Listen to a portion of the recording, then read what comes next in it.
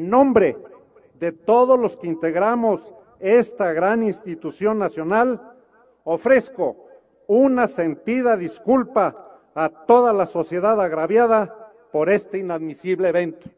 De esta forma inédita en nuestro país, el secretario de la Defensa Nacional, general Salvador Cienfuegos, se disculpó públicamente por los actos de tortura cometidos en contra de una mujer que había sido detenida por su participación en un secuestro, cuyas imágenes le dieron la vuelta al mundo.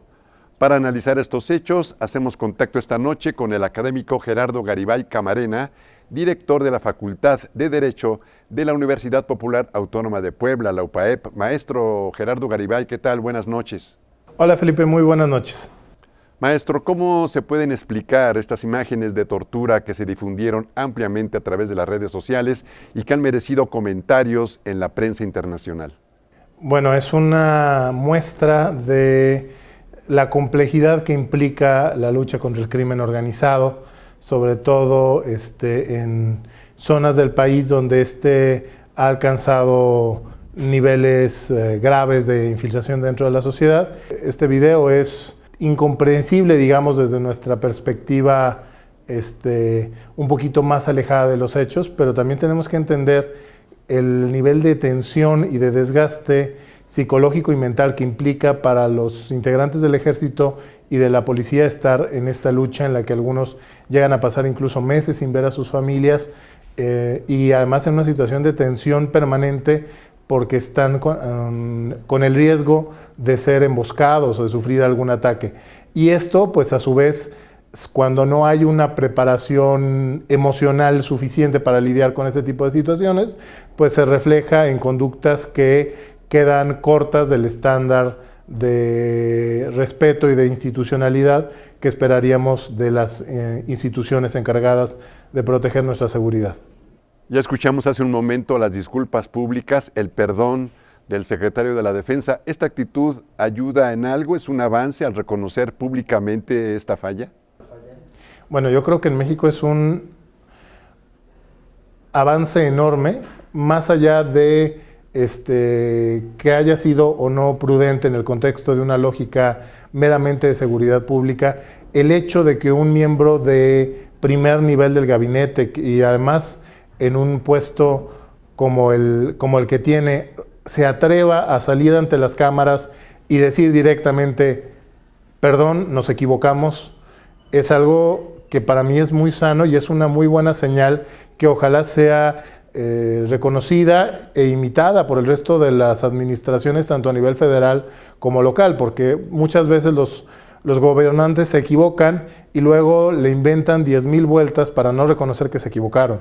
Y entonces el hecho de que desde el ejército se esté dando este ejemplo de honestidad y de reconocimiento de que pues, ahora sí que no somos perfectos y eventualmente cometeremos errores, es algo muy sano, es una señal de transparencia y de cercanía entre la institución militar y la sociedad y que deberá ser imitada por la administración federal y por los gobiernos de los estados y municipios que también se equivocan mucho y luego les cuesta bastante trabajo reconocer que lo hicieron.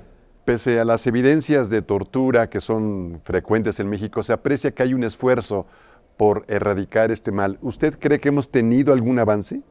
Hay avances. El escenario general es un escenario de avance, a pesar de algunos casos muy específicos de los cuales se ha generado mayor impacto mediático y que en ocasiones han traído una intención política detrás de su impulso. El hecho es que en términos generales hay un gran avance en el respeto a los derechos humanos en México. Temas de violación sistemática a los derechos humanos se han ido reduciendo tanto dentro de los sistemas de procuración de justicia como en general en la vida de la sociedad mexicana. Por supuesto, no significa que ya estamos en el escenario ideal. Se tiene que seguir avanzando y se tienen que seguir corrigiendo procesos y corrigiendo malos hábitos, pero en términos generales hay un avance. Hoy en México nos escandalizamos de cosas que hace 15 o 20 años se hubieran considerado normales. El caso de la tortura presentada en el video es algo que cualquier persona que haya trabajado de cerca con el sistema de procuración de justicia sabrá que era algo absolutamente común hace todavía no muchos años. El hecho de que ahora nos estemos escandalizando y lo consideremos algo fuera de lo normal es una señal de que ya nos estamos adaptando a un nuevo estándar mucho más respetuoso de los derechos de las personas. La reforma constitucional que pasó de hablar de garantías individuales a hablar ya de derechos humanos en el texto constitucional es otro avance muy importante que tendrá profundas implicaciones en cómo los gobiernos tratan a los ciudadanos, no solo en temas de alta presión y de alta tensión como es la seguridad pública, sino en general en toda la interacción entre sociedad y gobierno. Entonces, yo creo que en términos generales estamos mucho mejor, lo que no significa que ya estemos en una posición ideal, porque estábamos tan atrasados que esa mejoría pues, todavía no nos lleva a un nivel con el que pudiéramos estar conformes. Bien, y entonces, ¿qué es lo que debería hacerse para que en realidad se respeten los derechos humanos en México? Bueno, ese es un tema que tiene que surgir del convencimiento y de la participación de todos. Es un tema permanente, no basta con que nos pusiéramos de acuerdo todos un día y los 130 millones de mexicanos firmáramos un convenio para decir ya vamos a respetar los derechos humanos.